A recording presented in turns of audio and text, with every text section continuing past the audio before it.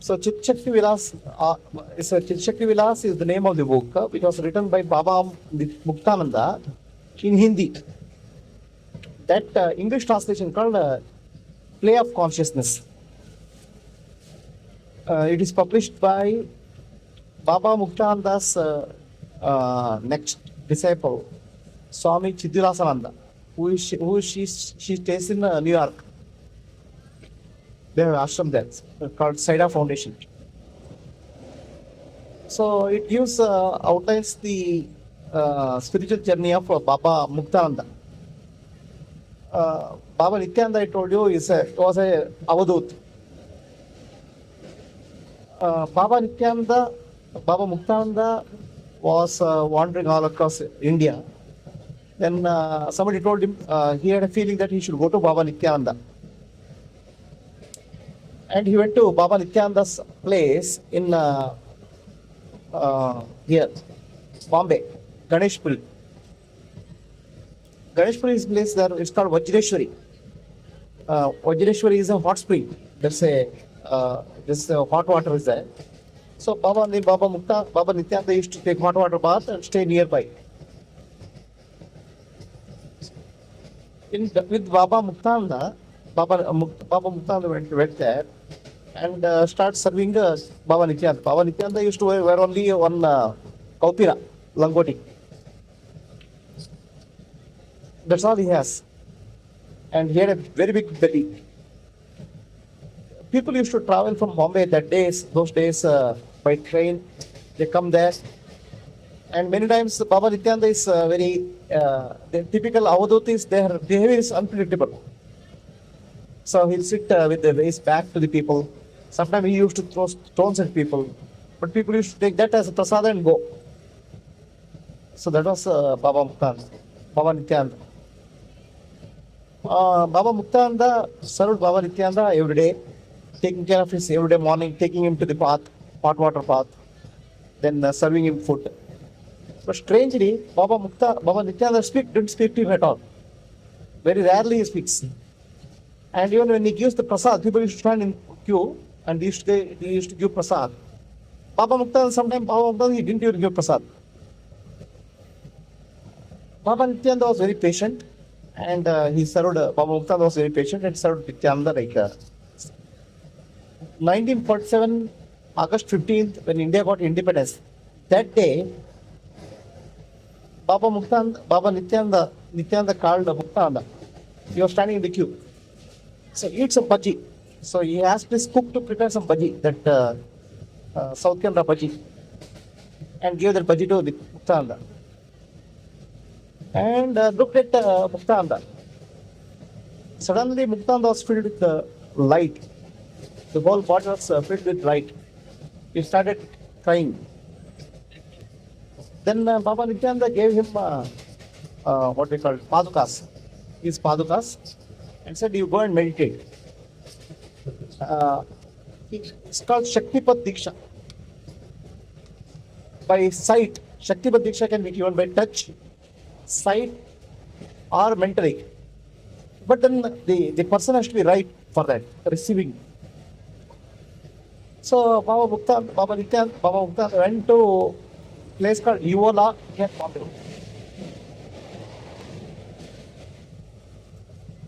And he made a small ashram there.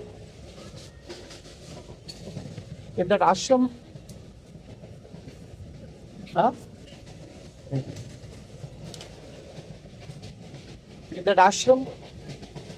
he has to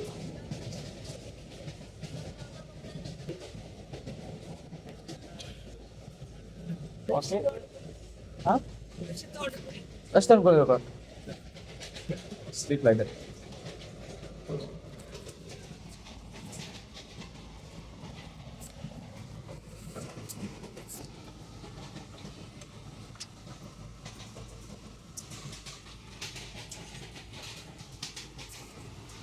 It's okay? I can go.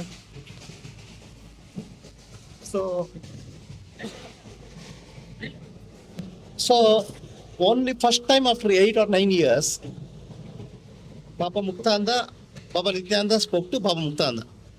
And he gave him that bhaji as prasada. Then his sandals, Paduka, he gave it to him. Take it. Then he went to a place called Evola.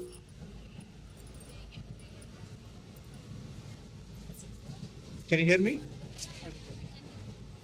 Evola. Shaktipat happened by sight. This is called Shaktipat. Shaktipat has three ways: sight, touch, okay, and mind, mentally. But then what happens is it requires a recipient ability to receive. So what happens in Shaktipat is there are various kriyas happen automatically. In Shaktipat there's not much of effort, individual effort at all. It's all happening. Right? It is like things will happen. It is not that you have to do something. So what will happen can happen is that suddenly the body can bend in a very odd shapes. Okay, they're releasing energy. The energy can rise in the spinal cord, like tuck, tuck, like what they call kundalini. Okay, but all these things will happen naturally. There's no effort at all. It's effortless. Suddenly breathing can stop. That's called Kevala Kumbhaka. Okay, Baba Nityananda's stomach used to be very big, like this, because his stomach used to be well full of. Once he would take a breath, the breath will stop.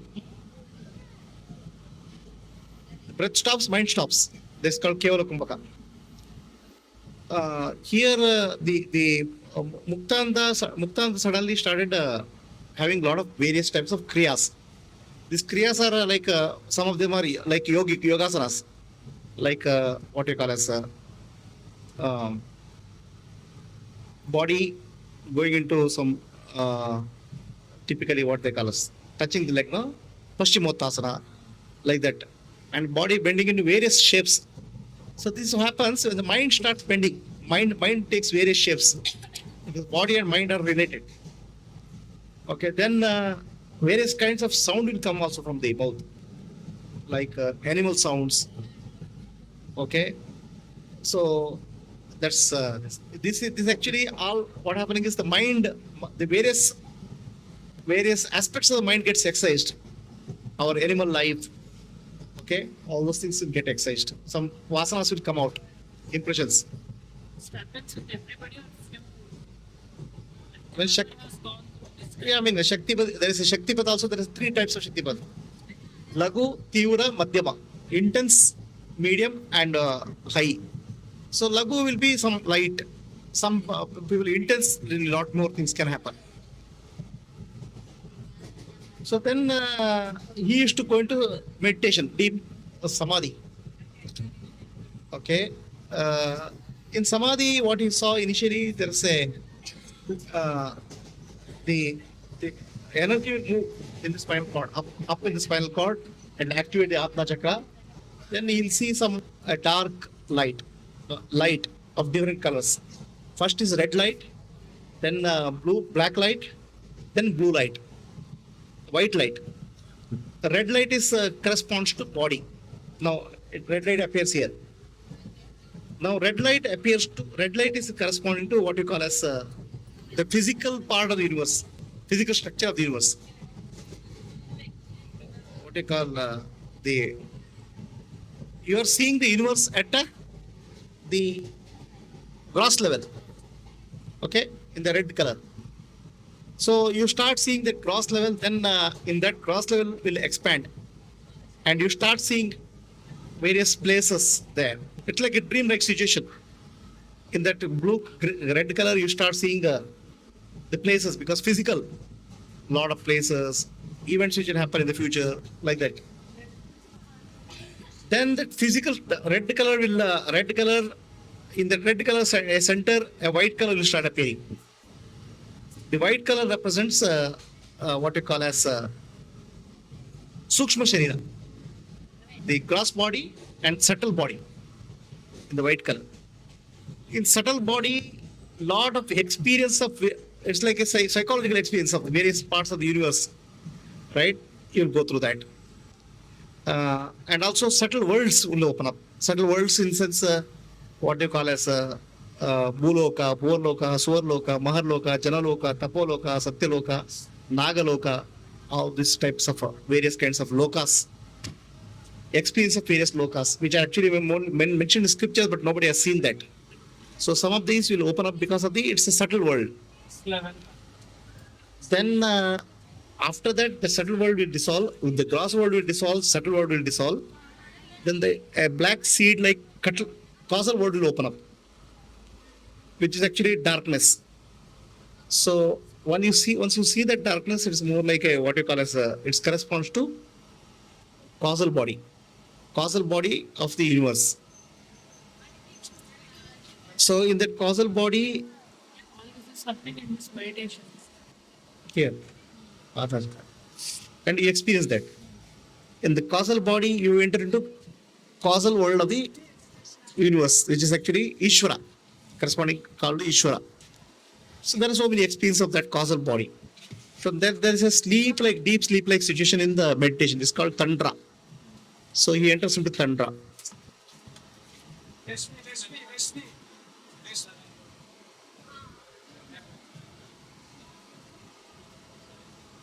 Then beyond that, a small blue light will start appearing.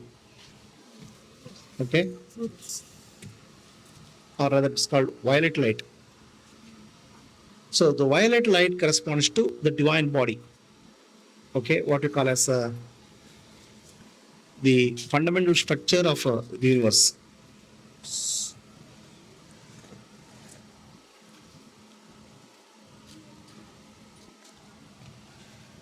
So in that divine one, in that blue body, okay.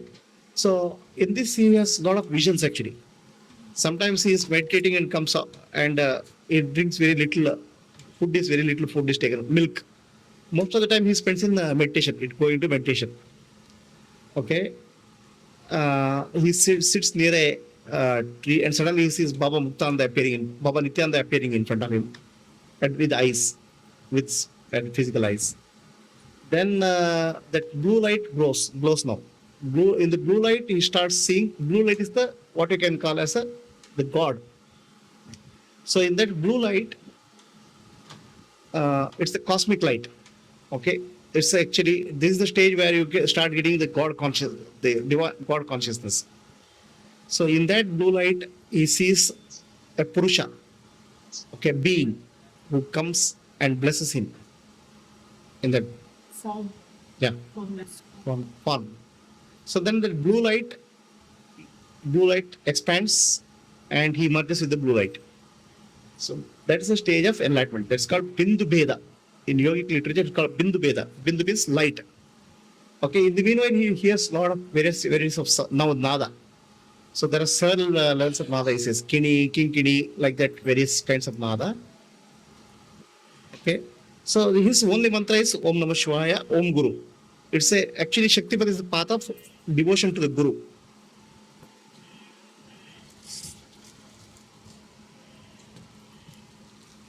And suddenly that blue light, he merges with the blue light. So what happens is the mind has become one with the divine, the God consciousness. So you start experiencing very subtle bliss, joy, overflowing joy with that light. It's Savikalpa. Or actually it's called Nirvikalpa. Actually he merges in that.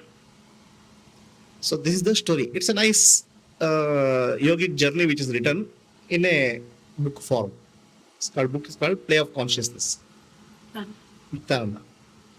Whenever you find time, you can read it. It's more about the experience of what you call as Shaktipat.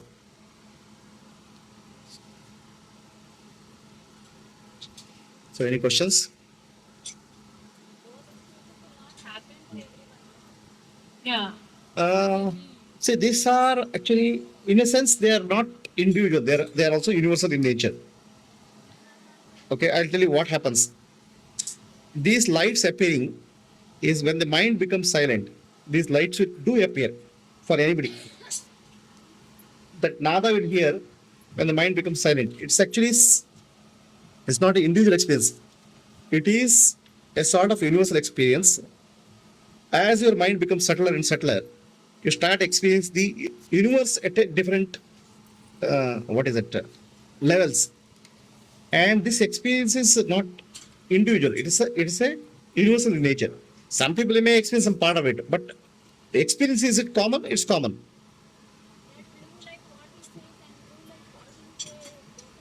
Yeah, yeah. Yeah. Same bindu light, same bindu. It starts as dot, it expands. It's fine, no? Good.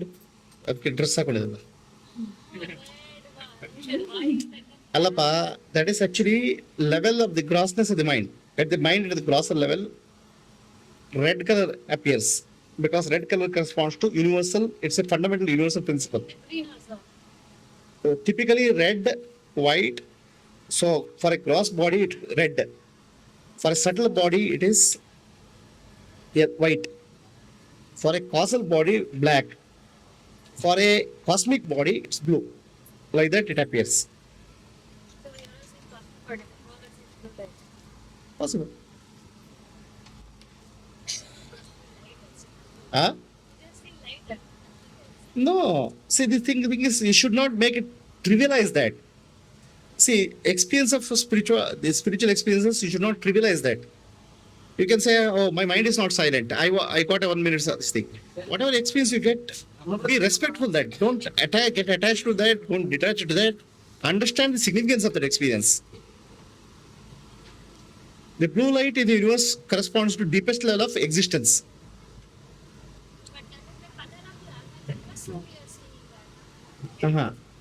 Atma chakra is nothing but pineal gland, which is sensitive, photosensitive. It's sensitive to light. Okay, light has different spectrums. Red is the crossest, and violet is the highest. So depending on the sensitivity opening of the Atma chakra, you can experience at the red level, it's very gross. At the violet level, it's the most subtle, which opens up.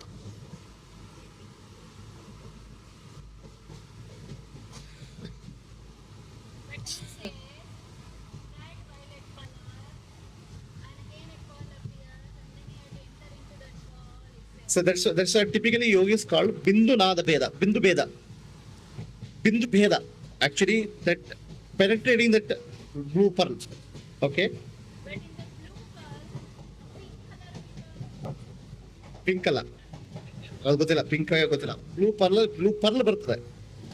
You enter into the pearl and that's called bindu bheda. Okay, ಅದಕ್ಕೇನು ಬೇರೆ colour ಬರ್ತದೆ ಗೊತ್ತಿಲ್ಲ. So this is typically in yogic literature, it's called bindu bheda. In Vedantic literature, okay, it is actually dissolution of the ego by self-enquiry. They mean the same thing, but in a different counterpart. In the light, the divine is separate from you still. Okay, you are separate and the existence is separate. So you experience the existence as a light form. In that light form, you enter and you dissolve yourself. It's called bindu bheda. In Vedantic literature, it's a dissolution of the ego through self-enquiry. Huh? Pink is the color of sasana.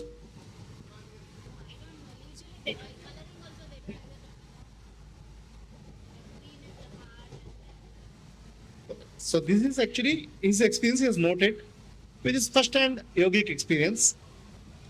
You can look at that. Because this is the color combination pink and the I know that sasana is white color. Lotus, 1,000 petal white lotus. I don't know pink. But this is violet.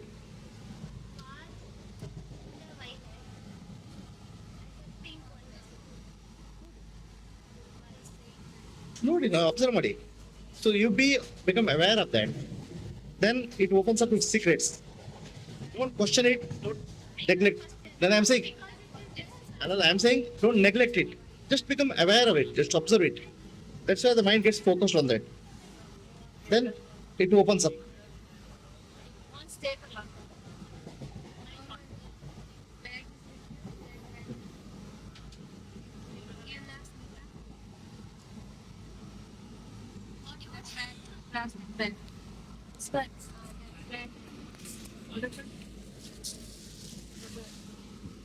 Okay. So this is actually a book of like Enlightenment In the path of what you call as uh, Shakti Path. So it's a nice book. You can read it. But then don't aspire for that experience. But this is how the yogic experience can happen. Read it, but don't have any hopes. No. Don't make it negative. No, what is the point of making anything negative? It's just understanding.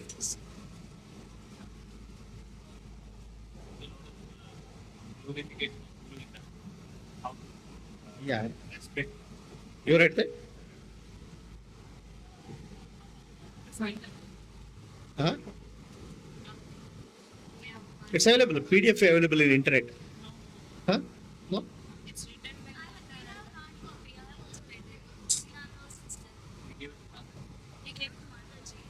It's the internet version is there, no? I searched for it. PDF, but it's not. Unless I can get it.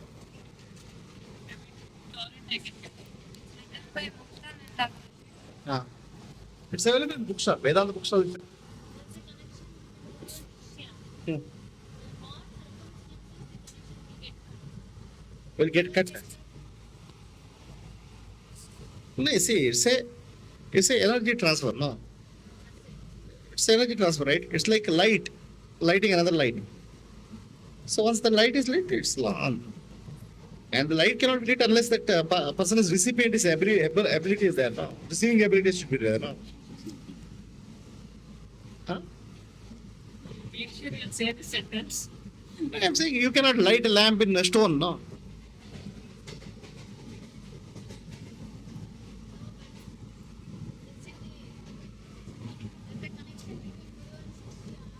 Hmm.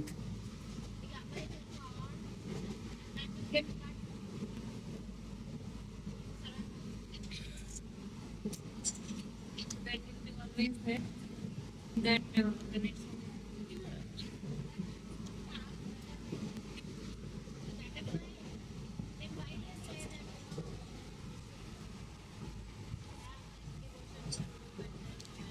next That's a feeling, no? That's a feeling, love. This inner gratitude.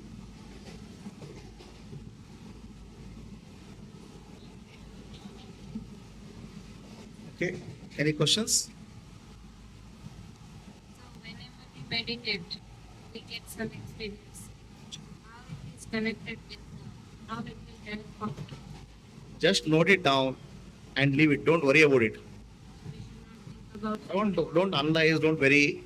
Write it down somewhere and meditate every day. So that will open up so many things. Mind is like a layer. Layers will open up. so each when we meditate, whenever we get experience, is there a connection? Any Don't worry about yourself. Just note it down and go ahead. Don't stop there. Something else will open up. And don't ask for a repetition of the experience. Something else will open up. It's like a layer, like an onion. Layer by layer, something will open up. so each experience is connected with something. Don't worry about that. I'm saying just note it down and you will start understanding it one by one.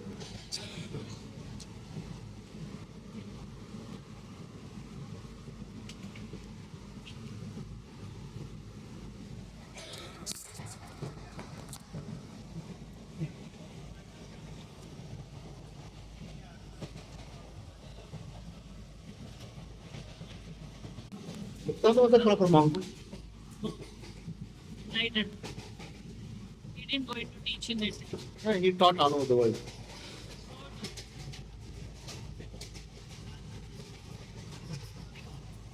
Stop with him or there were disciples. Next was that. Chidisala, Chidisala.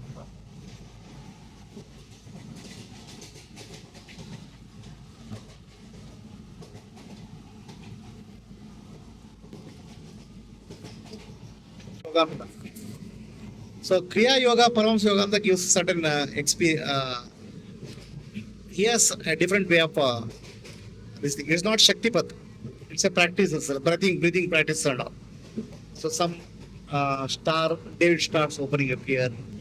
So then third eye opening, all those things he explains in Paramahamsa Yogananda, not the autobiography of Yogi. Paramahamsa Yogananda's Bhagavad Gita book, if you read, you'll get it. Bhagavad Gita. That's not Shaktipat. That's not Shaktipat. It's the initiation. Shaktipat is a very different methodology. Initiation is making somebody understand very clearly a starting point. Okay, Shaktipat initiation is, Shaktipat also is called initiation, but there is no teaching. It's just a sight or touch. Huh? Initiation. Not Shakti. No, you get some different experiences, but then you need to be aware of that first. It will be different, open up in different ways. But whatever meditation I taught you today, if you do that, it will open up some of this experience which Muktanda speaks of. Not the body posture, not the physical asana and all, but the light and the sound, Bindunada, those things will open up.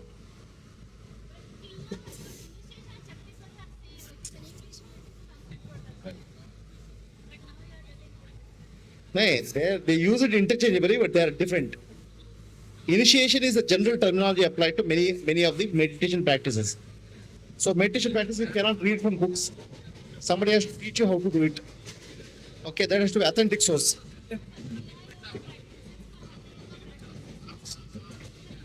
Huh?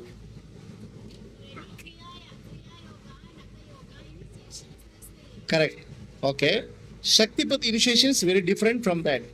In Kriya Yoga, what to do is taught. In Shaktipat, there is no what to do, is nothing is taught. Just a being. Energy transfer.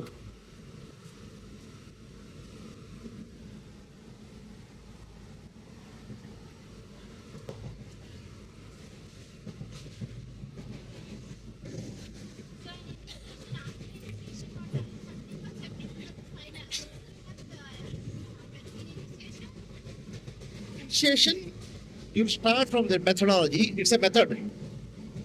Okay, you start following the methodology, and in that tradition, whatever experiences happen will happen in that methodology. There are various systems, various traditions. Each tradition will give us different types of experiences, but eventually it will lead to same thing. Path will be slightly different.